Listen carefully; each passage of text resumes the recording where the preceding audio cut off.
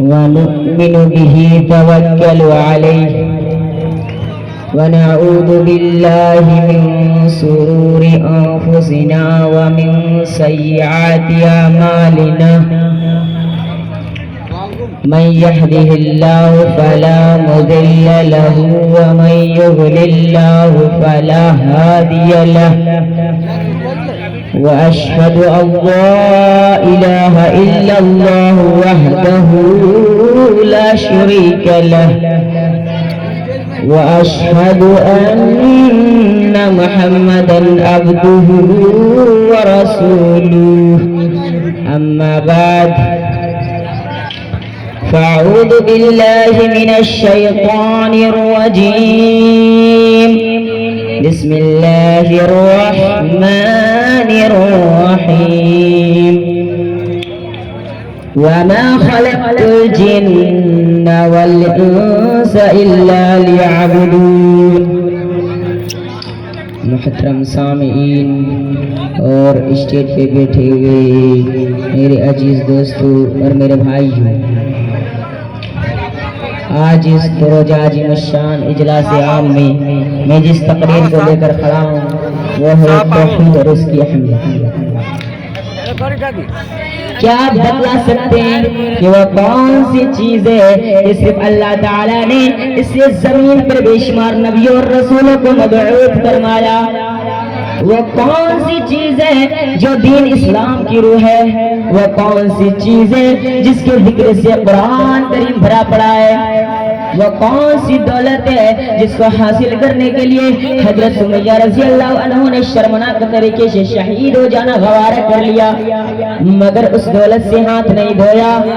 وہ کون سی چیز تھی جس کے لیے صحابہ کرام نے اس قدر تکلیفیں اٹھائی؟ جی ہاں میرے بھائیوں، وہ چیز توحید، وہ دولت توحید کی دولت ہے. دنیا میں جتنے نبی اور رسول آئے سب کی بعثت کا صرف اور صرف ایک مقصد تھا کہ وہ اللہ کے بندے صرف اسے ایک اللہ کی عبادت کرے اور اس کے ساتھ کسی کو شریک نہ کرے.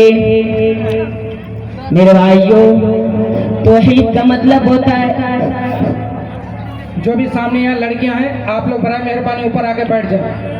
وہ مردوں کا جگہ ہے، آپ وہاں نہ رہے، برائے مہربانی آپ آگے اوپر بیٹھ جائیں.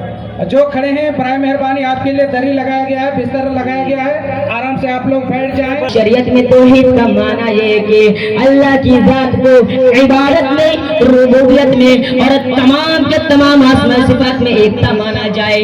اگر اس کے علاوہ کسی کو رب مانا جائے تو یہ بھی توحید کے خلاف، اگر اس کے علاوہ کسی کی عبادت کی جائے تو یہ بھی توحید کے خلاف. اور اس کے صفات اور اس کے ناموں کو اسی معنی میں جس میں وہ اللہ کے لیے استعمال کی ہوتے ہیں کسی اور کے لیے استعمال کی جائے تو یہ بھی توحید کے خلاف.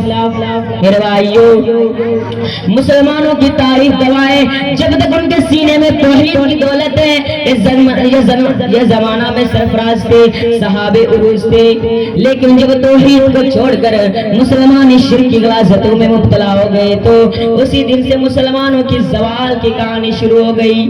اور علامہ اقبال نے تو کہا تھا کہ توحید کی امانت سینوں میں ہے ہمارے، آسان نہیں مٹانا نام و نشان ہمارا.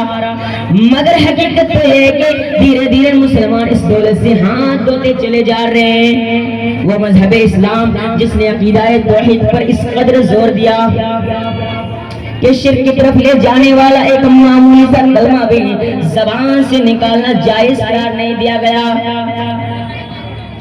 اسی مذہب کے ماننے والے آج جگہ جگہ توحید کو مٹا کر شرک و بدعت کی عمیق گڈھے میں دھسے چلے جا رہے ہیں. میرے بھائیوں، اللہ تعالیٰ نے انسان کو پیدا اس لیے کیا ہے کہ وہ اللہ کی عبادت کرے. ارشاد ربانی خلقت الجن والانس الا لیعبدون، میں نے جن اور انسانوں کو صرف پیدا کیا، صرف اور صرف اس مقصد سے پیدا کیا کہ وہ میری عبادت کرے.